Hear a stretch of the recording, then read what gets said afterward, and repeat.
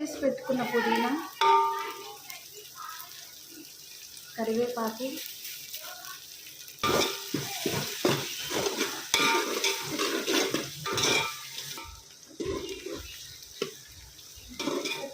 ఉల్లిపాయలు మంచిగా ఫ్రై అవ్వాలి, బ్రౌన్ కలర్ రావాలి.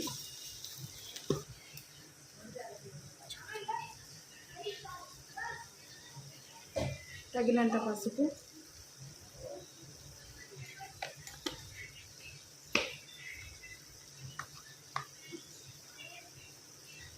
తగినంత అల్లం వెల్లుల్లి పేస్ట్. నాన్ వెజ్లో అల్లం వెల్లుల్లి పేస్ట్ అంటే టేస్ట్ అవుతుంది.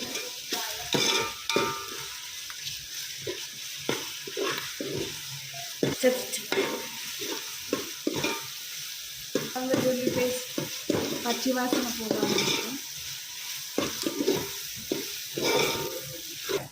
చూసారు కదా, ఆనియన్ మంచిగా ఫ్రై అయ్యింది. ఇప్పుడు మటన్ తీసుకుంటాం.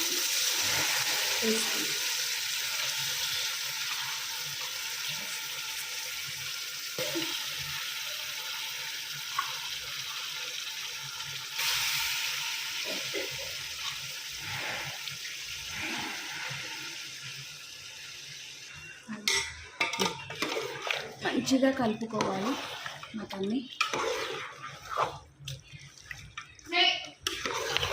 కొంచెం సాల్ట్ వేసుకోవాలి, దొడ్డుప్పు.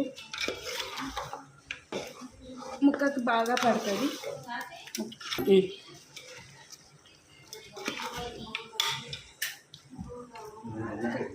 కాసేపు మగ్గనివ్వాలి, మూత పెట్టుకొని కలుపుకోవాలి. అడుగంటకుండా చెప్పలేదు, మళ్ళీ ఒకసారి కలుపుకోవాలి అడుగంటకుండా.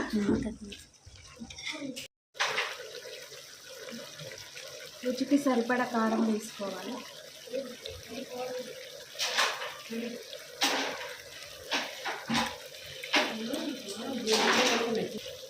సరిపడా ఉప్పు. మేము కారం ఎక్కువగానే తింటాము. కారం ఉప్పు వేసుకొని మంచిగా కలుపుకోవాలి.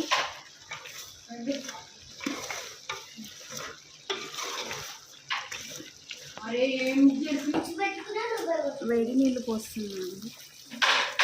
వేడి నీళ్ళు పోస్తే వేడి తగ్గకుండా ఉంటుంది, మంచిగా ఉడుకుతుంది. మంచిగా కలుపుకోవాలి. ఇప్పుడు స్టవ్ కొంచెం పెద్దగా పెట్టుకోవాలి.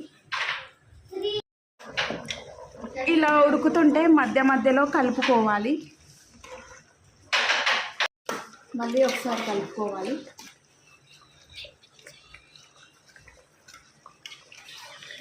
10 మినిట్స్ అయింది. మటన్ ఉడకడానికి మామిడాకులు వేసుకోవాలి, తొందరగా ఉడుకుతుంది.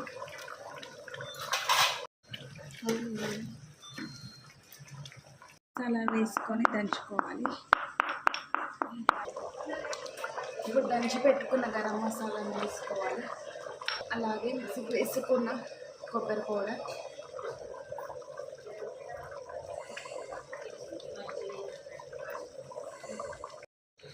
ఒక స్పూన్ ధనియా పౌడర్,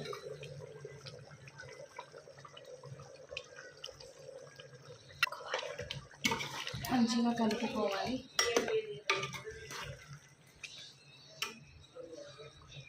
ఒక పీస్ తీసుకొని చూడండి, ఉడికిపోయింది. లాస్ట్కి కొత్తిమీర వేసుకోవాలి. కొత్తిమీర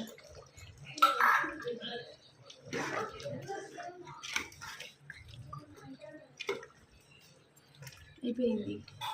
వేడి వేడి మటన్ కర్రీ బగారా రైస్ వేసుకొని తింటే సూపర్గా ఉంటుంది.